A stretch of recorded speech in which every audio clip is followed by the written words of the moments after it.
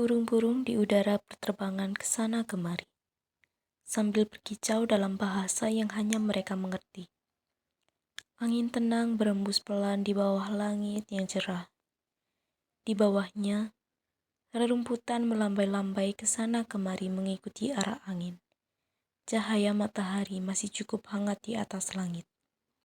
Pada sebuah padang rumput di bukit kecil dengan 1-2 pohon, seorang pemuda sedang berbaring telentang, membiarkan ujung rumput hijau menusuk tubuh yang dibalut pakaian berwarna tanah.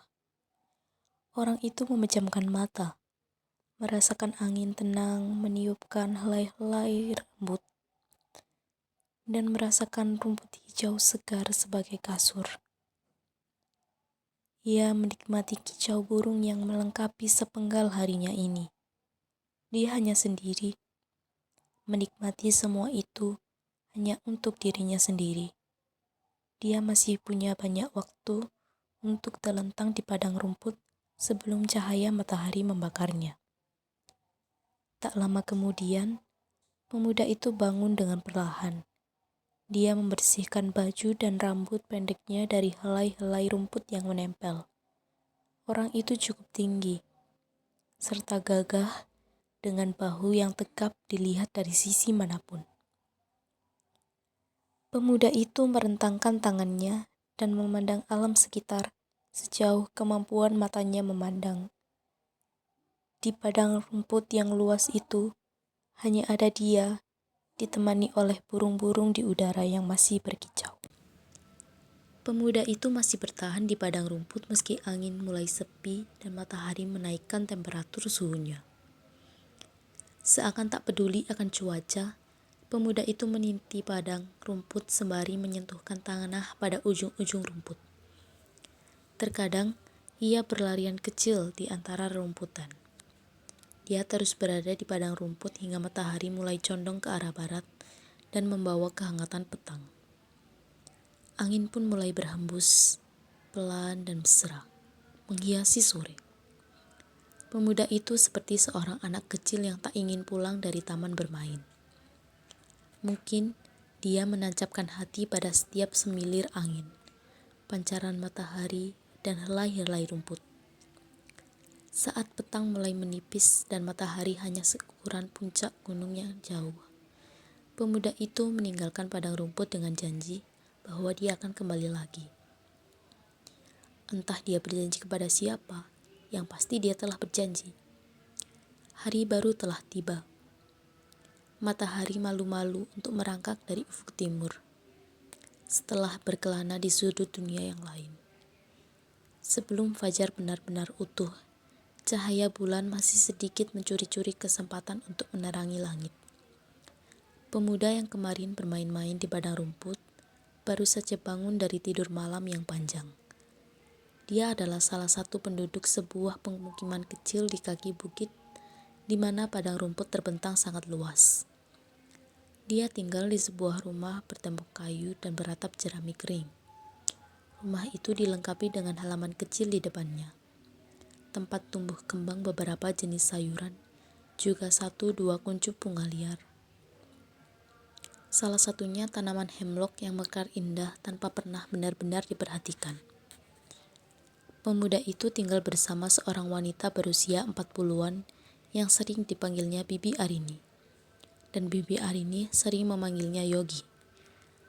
Pemuda itu memulai pagi seperti kebanyakan penduduk pemukiman kecil itu, dengan ditemani cahaya pagi yang tumpah ruah. Dia menimba air dari sebuah sumur tua di belakang rumah untuk menyirami sayuran dan tanaman di halaman rumah. Kemudian ia berjalan-jalan mengelilingi permukiman. Aroma masakan tercium dari beberapa rumah yang ia lewati. Angin yang bertiup membawa aroma telur yang digoreng, nasi yang ditanak, serta daging yang dibumbui seadanya dan kemudian digoreng dengan mentega. Pemuda itu terus melangkah menikmati jalan-jalan paginya. Pada beberapa rumah, para wanita sedang menjemur beberapa potong baju. Ada juga yang sedang menyiram tanaman, dan ada yang masih terkantuk-kantuk di depan pintu. Beberapa pria terlihat mengurus ternak. Ada yang membelah kayu, ada pula yang mengepulkan asap dari cerutu. Langkah kaki Yogi semakin jauh dari permukiman menuju bukit berpadang rumput hijau. Dia akan memenuhi janjinya kemarin, kembali ke padang rumput. Di sana, embusan angin benar-benar terasa. Tidak terhalang apapun. Tidak terhalang atap rumah, tidak terhalang daun-daun jendela, tidak ditahan pohon-pohon tinggi. Di atas bukit berpadang rumput hijau, angin memiliki kebebasan seutuhnya. Berembus, meliuk, bahkan melingkar ke sana kemari.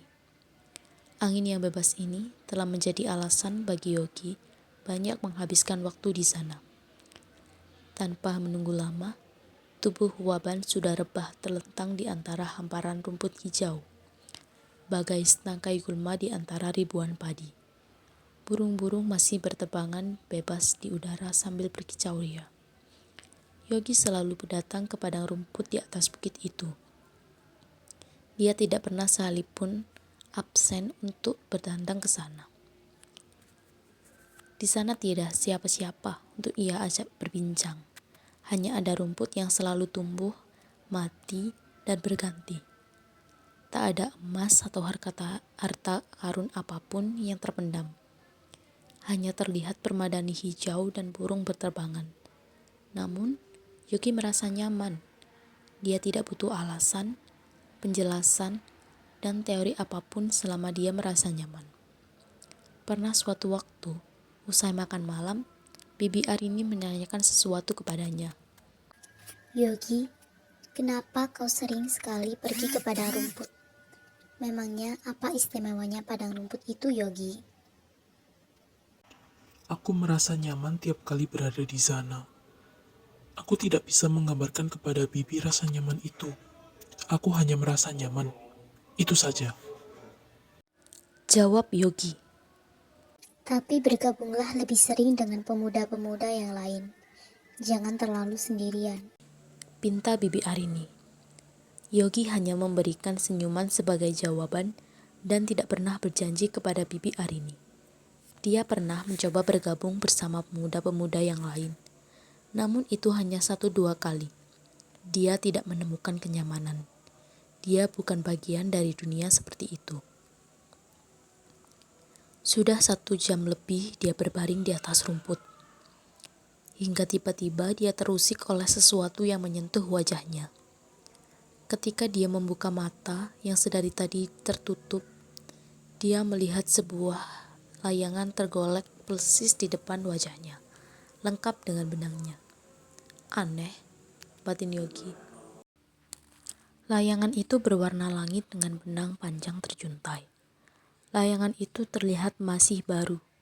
Yogi cukup terkejut melihat ada sebuah layangan jatuh di padang rumput. Selama ini, dia tidak pernah melihat atau merasakan kehadiran orang lain di sana. Tidak mungkin burung-burung yang memainkan layangan.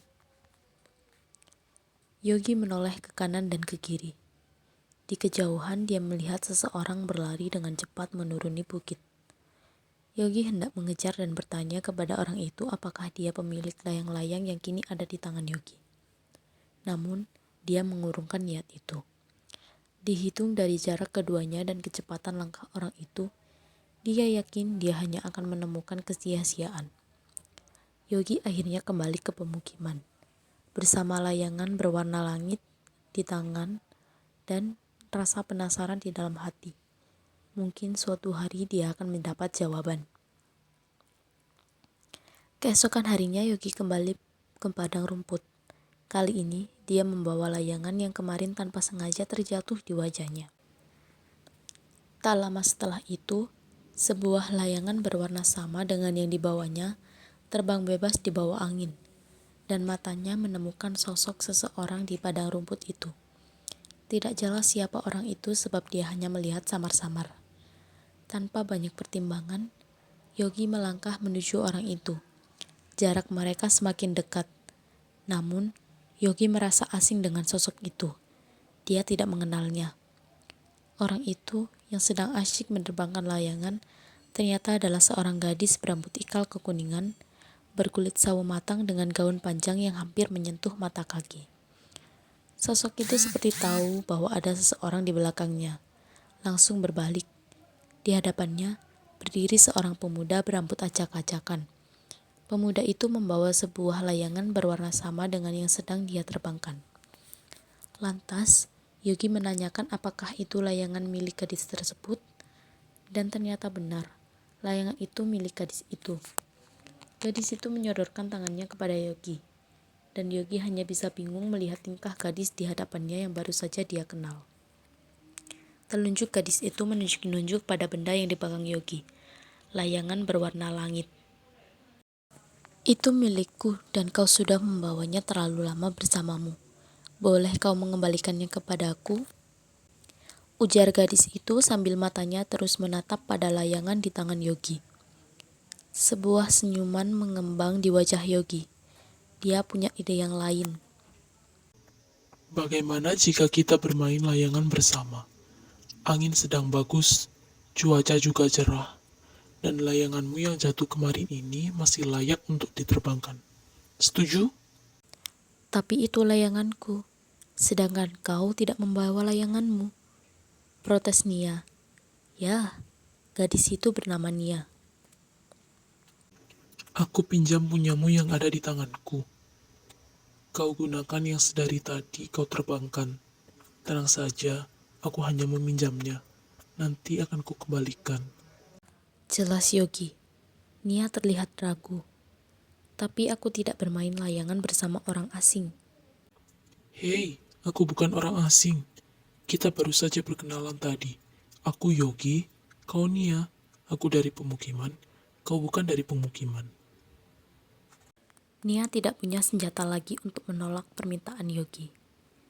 Maka ketika angin bertiup indah menggerakkan rumputan, menerbangkan helai-helai rambut, dua orang sedang berdiri berdampingan menggerak-gerakkan benang bermain layangan berwarna langit. Nia, boleh aku bertanya? Ucap Yogi. Fokus Nia seketika teralihkan. Dari yang tadinya ia berfokus pada layangan yang diterbangkan, kini dia berfokus pada orang yang baru dikenalnya beberapa saat yang lalu. Hei Nia, boleh aku bertanya tidak? Tanya Yogi lagi.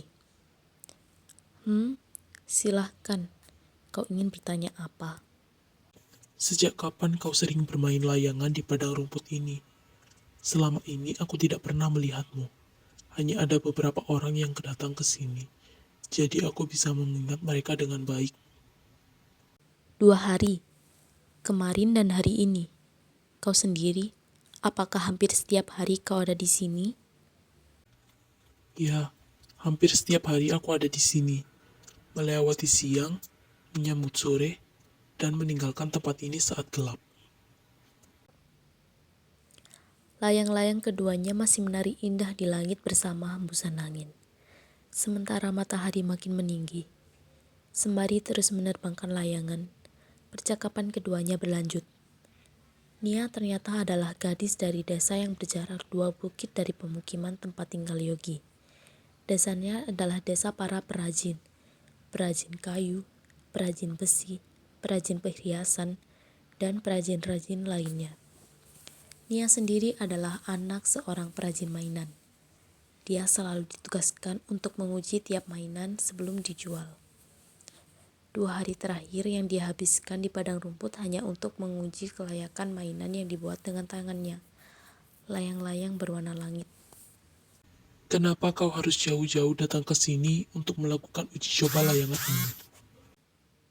Tanya Yogi yang masih asyik mengatur layangannya yang terbang ke sana kemari. Angin di sini bagus untuk menerbangkan layangan. Tidak ada yang menghalangi hembusan angin di sini.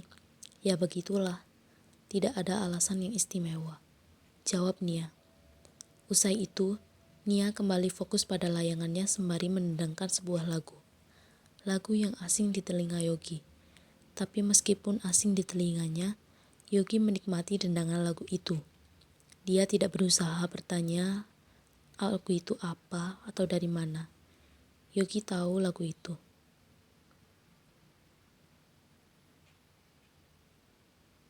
Dia tidak bertanya karena dia tidak ingin mengganggu alunan itu. Balen.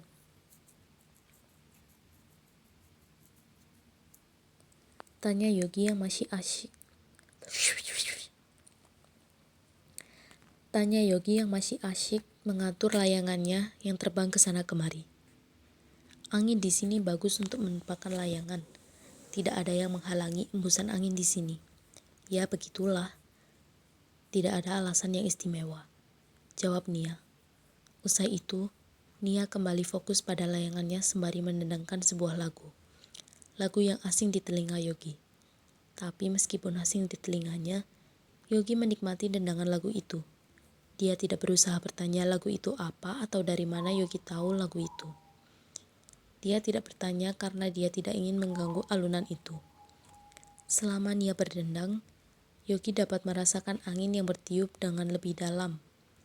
Dia dapat mendengar pula kepakan sayap burung di atas sana, menambah indah dendangan Nia. Yogi seperti berada pada padang rumput yang lain, lebih indah, lebih tenang, dan lebih berjiwa. Lagu itu berakhir. Pendendangnya sudah terdiam, tidak ingin mengulang lagi lagu yang telah dia nyanyikan. Dia harus segera kembali ke desanya. Perjalanan melewati 2 bukit bukan perkara gampang. Dia dengan segera berlari meninggalkan Yogi seorang diri di padang rumput. Sudah terhitung 7 hari semenjak hari di mana Yogi berpisah dengan Nia. Dan selama hari-hari itu, Yogi selalu kembali ke padang rumput, melihat burung berterbangan, merasakan angin berembus, dan menenteramkan diri di antara rumputan. Tapi ada satu alasan lagi yang membuatnya selalu kembali ke padang rumput. Keinginan untuk bertemu Nia. Hari-harinya di padang rumput tak pernah sama lagi. Jika dahulu dia selalu merasa tentram di sana, kini dia merasa ada yang kurang. Kenyamanannya yang dahulu telah terusik. Dia ingin mendengar lagi nyanyian Nia waktu itu. Dia ingin melihat gadis itu lagi. Tepat 8 hari setelah pertemuannya dengan Nia, Yogi kembali lagi ke padang rumput. Dia mencoba merasakan embusan angin seperti biasa. Tapi ada sesuatu yang kurang. Dia memperhatikan burung-burung yang terbang. Tetap ada yang kurang. Dia mencoba rebah di atas rumputan. Tetap ada yang kurang. Seketika dia berlari sekuat tenaga meninggalkan padang rumput. Dia berlari sekuat kakinya menghentak. Sebab dia tahu perjalanan melewati 2 bukit akan memakan waktu, dan dia tidak ingin membuang waktu. Dia berlari sekuat tenaga. Bukit padang rumput dan pemukiman tempatnya tinggal sudah jauh di belakang. Dia masih terus berlari. Ketika dia tersandung berbatuan, dia bangun dengan seketika dan kembali berlari. Ketika ada semak dan perdu yang menghalangi, dia akan melompatinya dan terus berlari. 1 bukit telah tertinggal di belakangnya. Tinggal 1 bukit lagi. Yogi terus berlari, lagi dan lagi. Rambutnya sudah mulai basah oleh peluh. Pakaiannya pun tak ketinggalan, basah di sana-sini. Dan bukit terakhir yang tertinggal di belakangnya. Desa perajin ada tepat di hadapannya. Desa tempat Nia tinggal. Gadis yang membuatnya terus berlari. Ketika memasuki desa itu, dia melihat pengrajin di mana-mana. Sibuk dengan pekerjaan mereka. Perajin kayu, perajin besi, perajin kain, perajin sepatu, perajin patung, dan masih banyak lagi. Desa itu amat bising dengan suara manusia beradu suara alat-alat perajin. Tapi yang dicari adalah perajin mainan. Permisi. Seru Yogi pada seorang wanita seumuran Bibi Arini dengan wajah lembut kemerah-merahan. Iya anak muda, ada apa? Ujar wanita itu sambil sibuk melipat kain.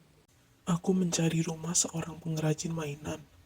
Tahukah Bibi di mana letak rumah perajin mainan? Tanya Yogi sambil menyeka keringatnya.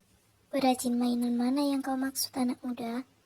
Di desa ini ada 2 perajin mainan. Yang mana yang kau cari? Wanita itu masih sibuk dengan kain-kainnya, tapi dia menyimak dengan baik tiap perkataan Yogi. Aku mencari perajin mainan yang memiliki seorang putri bernama Nia. Nia? Oh, aku tahu gadis itu. Anak perajin mainan paling handal di desa ini. Kau berjalan lurus saja di jalan setapak ini. Rumah ketiga dari sini adalah rumah orang tua Nia. Terima kasih, Bibi. Yogi langsung melesat meninggalkan wanita itu yang masih saja sibuk dengan kainnya. Rumah ketiga itu adalah rumah kayu dengan mainan di sana-sini. Yogi berdiri di depan rumah itu sambil memperhatikan dengan seksama bangunan sederhana berlantai 2 itu. Yogi, kenapa kau berada di sini? Nia tiba-tiba muncul dari rumah sambil membawa sekotak penuh mainan yang terlihat masih baru. Apa yang kau lakukan di sini? Dari mana kau tahu rumahku? Dan lihatlah, kau berkeringat di sana-sini. Dia mencari Yogi dengan berbagai pertanyaan. Nyanyikan untukku. Nyanyikan lagi lagu itu untukku. Datanglah lagi ke padang rumput. Ucap Yogi tersenggal-senggal tapi sumringah. Ya ampun Yogi, hanya untuk itu kau datang ke sini. Maukah kau? Mungkin itu tak ada artinya bagimu, tapi itu berarti untukku. Maukah kau? Yogi menginginkan jawabannya. Nia tertawa. Tentu saja Yogi, aku akan sering-sering datang kepada rumput. Yogi tersenyum. Dia telah mendapat jawabannya. Jawaban yang dia inginkan. Bahwa ini bersamamu. Dan tiap kali kita bertemu di padang rumput itu, kita akan memainkannya. Ucap Nia sambil menyodorkan sebuah layangan berwarna langit kepada Yogi. Layangan yang sama yang telah jatuh di tepat di wajahnya tempo hari.